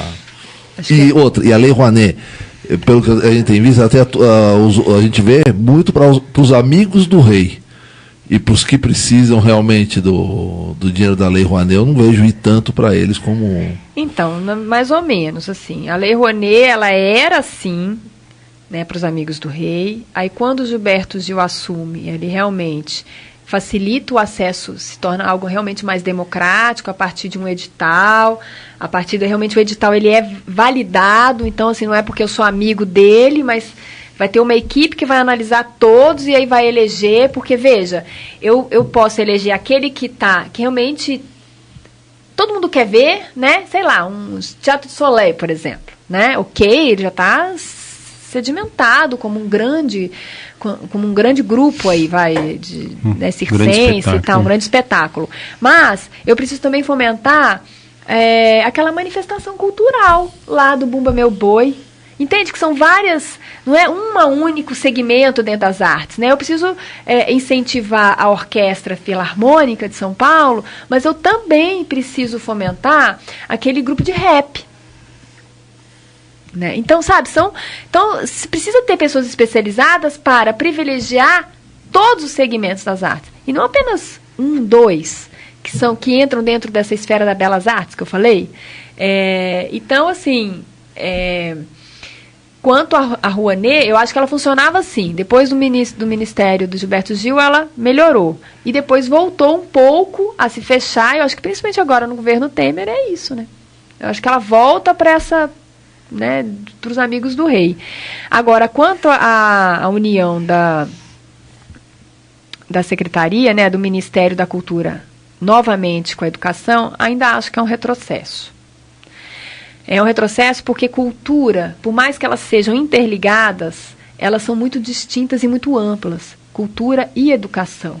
Porque quando eu falo cultura, vai além das artes, né? É aquilo que eu começo a minha fala falando disso. Vai muito além das artes. Em toda a questão de você tem a parte histórica, de memorial, você tem comida, faz parte de cultura, manifestações populares, por exemplo, o queijo de Minas é um patrimônio histórico. Enfim, são várias coisas que abrangem. Tem que falar de Minas, vai, fala. É verdade, patrimônio Ainda histórico. Ainda bem que eu trouxe pão de queijo hoje, hein? Ainda bem que eu trouxe pão de queijo hoje. Pois é. Então, assim, são várias, né? Eu acho que a cultura é muito ampla. E aí, quando a gente pensa nessa união, essa volta da cultura com a educação, eu acho um retrocesso. Eu sei que tem a questão toda de uma estrutura burocrática que precisa ser mantida e acaba se tornando mais oneroso e talvez o valor menor.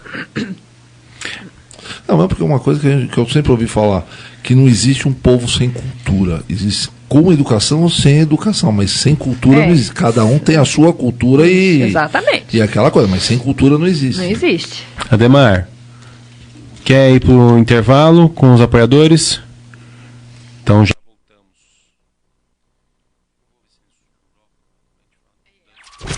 Rádio Pérola da Serra. O melhor som sertanejo. Alô, ouvintes, aqui quem está falando é o Zezé de Camargo. E aqui é o Luciano. Mandando um beijo pra todo mundo. É isso aí, Zezé. É isso, garoto.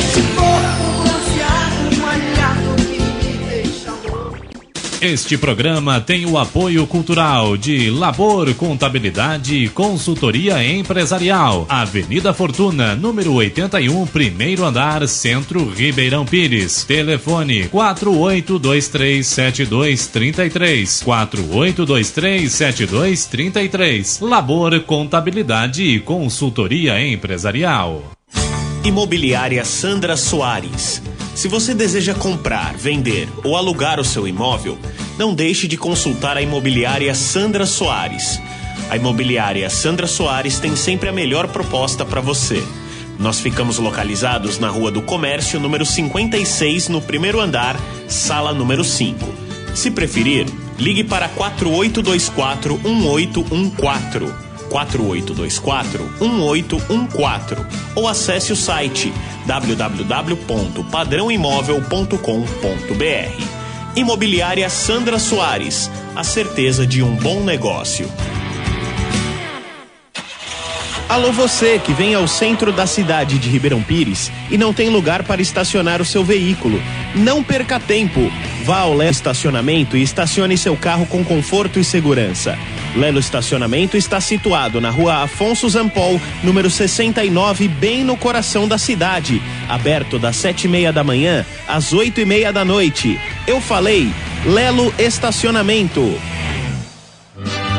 Você que é apreciador de uma boa carne precisa conhecer o Rei da Carne. Especializado em carnes bovinas, o Rei da Carne também oferece vinhos, queijos, carne de porco, frango e muito mais. Lá no Rei da Carne você encontra de tudo para deixar sua festa inesquecível. Se precisar, nosso churrasqueiro está à sua disposição para dar-lhe maior comodidade, enquanto você se diverte. Rei da Carne atende você pelos telefones 4825-3189, 4825-6997 ou pessoalmente à Avenida Francisco Monteiro, número 1376, bairro Santana, em Ribeirão Pires. Não se esqueça, pensou em churrasco, pensou em Rei da Carne. Papai e mamãe, se seu pequeno ou pequena tiver de 2 a 6 anos, participe do concursinho do Colégio Enal e concorra a até 100% de desconto nas mensalidades de 2018. Dia 11 de novembro, às 10 horas da manhã. Inscrições em www.colegioenal.com.br. Venha para o Enal, o ponto de partida para seu pequeno conquistar o mundo. Os sonhos mais lindos sonhei. Venha tornar seu sonho realidade. O Castelo dos Lagos chegou. Um lugar encantador para você realizar seu grande sonho. Casar como uma princesa. Amplo espaço para você e seus convidados. Área de cerimônia ao ar livre. Suíte do noivo e suíte da noiva. Com estacionamento para 150 automóveis. Lagos, enfim, uma super estrutura ao seu alcance. Castelo dos Lagos. Localizado em Ribeirão Pires, na saída 42 da rodovia Índio Tibiriçá. Telefones 4823-4411 ou 95-300-9675. Acesse também o nosso site www.castelodoslagos.com.br.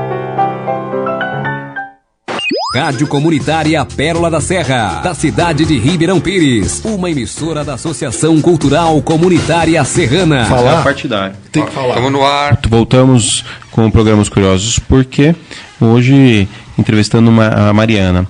Mariana, hoje você faz trabalhos pontuais e muitos deles com a ideia de trazer a cultura e provocar isso na sociedade. Né? Um deles é a sua casa, que uma vez por ano você tem aberto. Né? Então, gostaria que você falasse, bom, primeiro, qual que é a experiência de abrir a sua casa, né, para o mundo, né? E esse ano você fez também uma horta que tem toda uma ideia por trás. Eu gostaria que você começasse falando dos seus trabalhos e, né, comentasse desse projeto seu aqui em Ribeirão Pires. Tá. Então, assim, né, rapidamente, até para entender, né, assim, essa minha caminhada artística, então, do teatro eu acabei indo para as artes visuais, né? Então, hoje, dentro das artes visuais, eu trabalho com a linguagem da performance. Então, como eu estava falando aqui para eles, assim, no in-off aqui, né, eu sou artista que trabalha na margem da margem da margem, né? A performance no Brasil hoje, ela não é... Se as artes não é valorizada, a performance é ainda menos, né? E muitas pessoas, o que é performance? Né? Eu não entendo isso. O que é performance, né? Então, a performance é uma linguagem híbrida que transita entre teatro, dança, literatura, artes visuais, tecnologia. E, na verdade, é aquela caixinha que a gente precisa estabelecer, né? Porque o mundo, né, o homem contemporâneo é isso, precisa catalogar o que ele faz, até para depois participar de um edital, alguma coisa. Enfim, mas a performance é algo muito amplo, mas é aquela caixinha que, não sei o que a pessoa faz, eu não entendi que a arte, qual que é a linguagem que ela transita, então é performance aquilo. Então, dentro da performance, a gente tem também vários segmentos dentro da performance, né? Tem o body art, enfim, tem pessoas que trabalham com tecnologia, é bem amplo também essa questão da performance. Mas, enfim, eu atuo, né, como eu falei, eu escolhi a rua como esse local estético, né, como esse espaço estético, uma escolha estética, estar na rua, como forma também de estar deflagrando algumas coisas, né? Então teve um trabalho que eu acho que me coloca realmente no lugar das artes visuais como artista visual, que é uma série que eu fiz que chama Mapa dos Sonhos, no qual durante um ano eu fui mapeando regiões, lugares abandonados por onde eu passava. Que fosse São Paulo, Minas, Bahia, Espírito Santo, por onde eu ia viajando, eu ia mapeando esses lugares, e sempre com travesseiro no carro e com uma camisola. Eu chegava nesse lugar, eu falava, eu vou parar ali. Deitava naqueles escombros, e ali eu permanecia por algum tempo. Então era uma ação que eu fazia. E todos esses lugares eram lugares de passagem, não eram lugares escondidos, as pessoas passavam por eles. Mas que me chamava a atenção que as pessoas não olhavam para esse lugar. É como aquela ruína, aquele abandono já fizesse parte desse, ou não, né, desse imaginário ali. As pessoas simplesmente ignoravam aquele lugar, né? Só que aquele lugar é muito grande, né? Enfim, depois precisava ver, a gente está na rádio, é difícil da gente descrever esses ambientes. Mas eu vou dar alguns aqui da cidade que talvez as pessoas possam ter mais familiaridade. Um deles, claro, é a Fábrica de Sal, que inclusive me proporciona uma foto belíssima que vai ganhar prêmio, que ganhou um prêmio ano passado num salão de arte. Ali eu fiz várias fotos e um vídeo.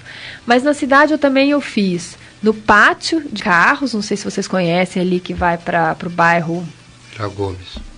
Vila Gomes ali, Alvorada? Perto do Rodanel ali. Isso, exatamente, ali mesmo. Dentro ali, que era uma antiga fábrica de óleo, que o vigia me contou, não ficam só carros presos, né, que são retidos, mas também toda a quinquilharia, todo o ferro velho da prefeitura de Ribeirão Pires, assim. Então tem uma outra foto que eu faço, que eu chamo a onda, que eu tô deitada em cima dessa onda de entulhos de imóveis da prefeitura, assim, é enorme, e parede bamba caindo, enfim. Aí tem um outro lugar que eu fiz na cidade, que é ali indo pro Parque Municipal, aonde tem uma draga atracada ali, quase na estrada, né? Aquilo pra mim é muito surreal ali. É porque a gente que é munícipe, as pessoas que são munícipes, eu que venho de fora, isso pra mim chama atenção, mas eu vejo assim, as pessoas da cidade, onde que foi? Onde que é essa foto? Entende? Onde que é essa foto? Que não nem lembram onde que é e que passam ali, porque é lugar de muita passagem ali, já estava ali antes de abrir a rua. Então, aliás, já existia um caminho, né? Então, e aquilo ali pra mim é muito surreal, aquela draga que fica ali, né? Aquele navio quase aportado na rua ali, é muito louco aquela. Então, assim, eu fui mapeando, né, não só na cidade, mas em várias outras cidades, em vários outros estados, esses locais abandonados, e então eu me colocava a deitar, como se eu estivesse dormindo. Buscava naquele completo desconforto, escombro, ruína, abandono, um lugar mais uma posição mais confortável possível, estando desconfortável, e ali eu permanecia por alguns minutos, né? E esse trabalho é interessante porque a gente nos faz, e assim, sempre o meu rosto, né, sempre coberto com cabelo, né, o que me dava uma impessoalidade. Então não era eu, Mariana, né? Nesse trabalho de performance, o corpo é o suporte, o corpo é a peça fundamental que o artista trabalha, né? Enquanto o pintor ele tem a tela, o escultor ele vai trabalhar na madeira ou vai modelar na argila, o performer ele tem o corpo dele como suporte da própria obra. Então não sou eu, Mariana, que estava ali, né? Eu estava, mas também não era uma personagem, porque o teatro é aí que ele se distancia do teatro, né? Ele não é uma representação, ele é uma apresentação da realidade e não uma representação. É uma instância entre o cotidiano e a representação está aqui em cima. A apresentação seria esse meio termo. Eu não estou no meu cotidiano, mas também não estou no ambiente da representação. Então, quando eu permaneço lá deitada, não sou eu, Mariana, né? Mas sim a apresentação de alguma coisa, talvez, sei lá, da própria sociedade, ou das próprias, né, a pessoa se projeta em mim, né, também. E, enfim, eu acho que a gente vive muito isso, assim, meio que esse dormir e a gente busca nesse total escombro, nessa total ruína social, econômica, cultural, de vários âmbitos, a gente busca esse conforto, mesmo vendo que não está confortável, a gente procura esse conforto, sabe? E aí promove uma não ação, por isso que eu acho que é um trabalho extremamente atual, e eu acho que é por isso que ele ganhou o prêmio. Mas, então aí desse trabalho, eu fui desenvolvendo outro e outro. Durante um ano, eu fui postando nas redes sociais, uma vez a cada domingo, 52 trabalhos. Foram 52 lugares abandonados do meu entorno. Uma coisa incrível. Um por semana. Enfim, e aí, então, como eu falei, há 3 anos eu realizo o Open Studio, que então é essa casa, eu abro a minha casa para o mundo e recebo as pessoas para visitar e fruir em arte. E esse ano eu comecei um projeto novo, que é da Horta Comunitária, a Horta Comunitária Bem Viver. E aí, como eu falei, em alguns quadros anteriores, em blocos anteriores, a horta ela entra dentro do conceito de escultura social. O que é uma escultura social, Ela é um termo cunhado por um artista alemão, Joseph Beuys, que, a partir dos conceitos da antroposofia e da trimembração do organismo social, amplia a sua ação enquanto artista para uma atuação no mundo. É que, claro, a gente fala assim, a arte ela transforma o ser humano, Só de eu estar na frente de um Botticelli, aquilo vai me movimentar internamente, vai me fazer gerar várias reflexões.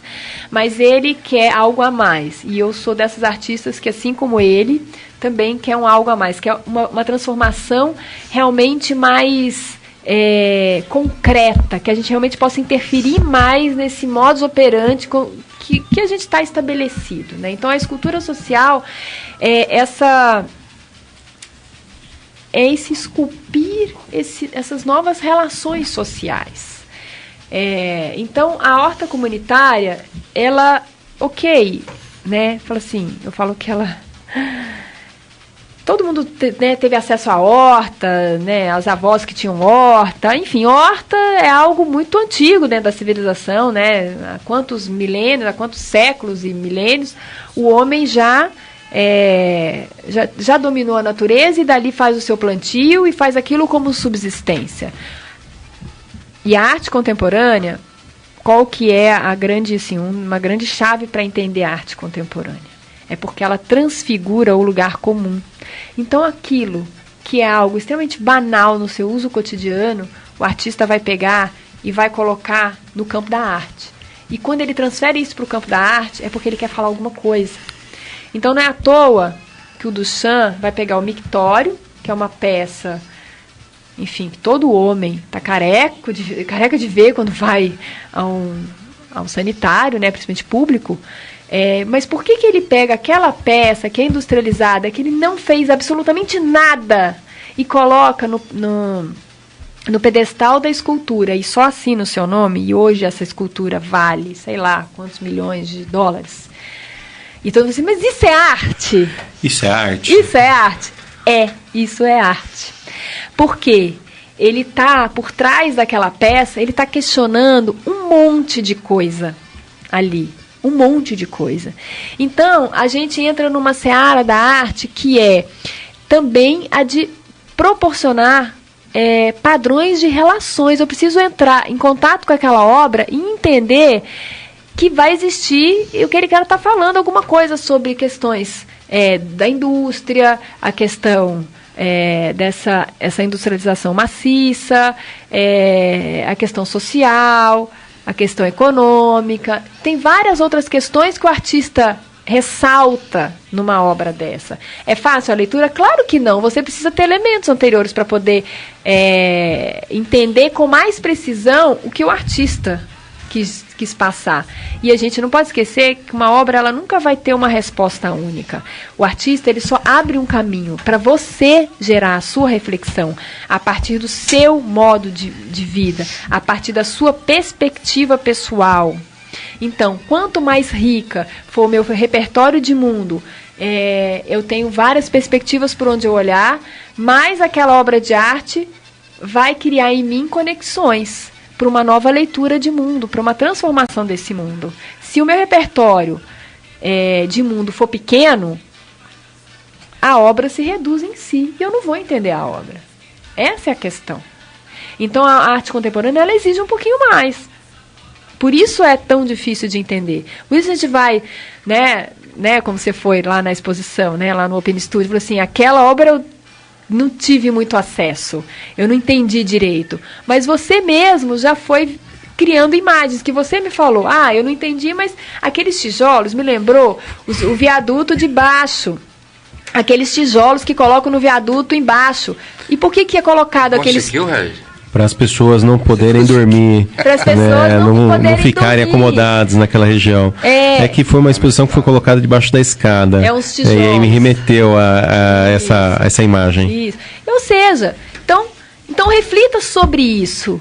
Sobre o porquê que o poder público faz isso, da não ocupação debaixo dos viadutos. Aquela obra remetia a isso. Então é como ela te deu uma pista, ela não te preencheu todas as lacunas, ela não vai preencher todas as lacunas. E a nossa dificuldade, por não termos tido uma educação artística a contento, o que nos falta é que o artista dá o texto, né? A obra é um texto. Porque quando eu estou falando de linguagem artística, é uma arte, é uma língua, é uma linguagem. Então, se eu não aprendi a ler esta língua, é óbvio que eu não vou entender. É a mesma coisa, eu vou dar para você algumas palavrinhas em russo e de repente eu te dou um texto. Ok, você vai conseguir achar, identificar aquelas palavrinhas que eu te dei a princípio naquele texto todo, mas você vai entender o texto inteiro? Não. Então é nesse sentido, né, que é preciso ter essa preocupação com a alfabetização artística. A gente precisa ser alfabetizado nas artes, para na hora que o artista dê um elemento, você entenda qual o universo que ele vai transitar. É claro que como o artista contemporâneo, né, a gente está ali junto com ele, é claro que a gente tem que entender também o trabalho do artista como um processo, ele não está acabado. Ele realmente pode ter algumas falhas, ficou aquém, não tem camada e tal, ele só atingiu até ali, ok. Mas alguma pista ele está te dando. Então, quando na contemporaneidade a gente faz essa transfiguração do lugar comum, ou seja, desses objetos que estão no cotidiano, e eu coloco no campo da arte, alguma coisa o artista quer. Então é isso que eu fiz com a horta. A horta, ela passa a ser apenas um meio. O alimento que eu vou, né, produzir ali para o meu consumo, livre de agrotóxico, enfim, porque tudo isso a gente mantém, né, de uma forma que respeite a natureza, a gente respeita, a gente dialoga com o espaço no qual ela foi construída, né, o Regis teve a oportunidade de ver, então você pode contar um pouco aí para os ouvintes, né, e para o João, para o Eduardo, que não é uma horta tão convencional. Regis? Não é. Então, descreve um pouco a horta. Na sua ótica. Na sua perspectiva. Ela é um processo de integração, né, do homem com a natureza, né, e a natureza não só as plantas, mas os animais também, né, Mariana? Né, desde das aves que às vezes vão roubar algumas coisas lá e não deixar crescer, né, até o trabalho que foi feito no caminhar, né, então não é uma horta convencional daqueles quadradinhos que você faz e você planta em cada quadradinho alguma coisa. Lá está mesclado, né, e também na horta se aproveita as plantas que nós não temos o hábito do consumo, mas que são comestíveis também, né? Então tudo isso traz de uma forma, ou trouxe, né, de alguma forma para as pessoas que a visitaram naquele domingo, né, de uma forma suave e que natural e com um olhar diferente, né? Então as pessoas que passavam por algumas plantas, algumas flores que não sabiam que poderiam consumir, né? Lá elas viram que pode consumir, né? Que está lá e tem muita coisa ao nosso redor, inclusive nos jardins das casas, que podem ser consumidos, né? Então também sair só do alface e da couve, né? Então tem tudo, além de um trabalho artístico que foi feito também nesse dia na horta, né? Toda a concepção dela, ela procura integrar, e alguns conceitos de antroposofia também. E vista de cima, porque tem, né, no terceiro andar da casa, como a casa tem bastante vidro, é possível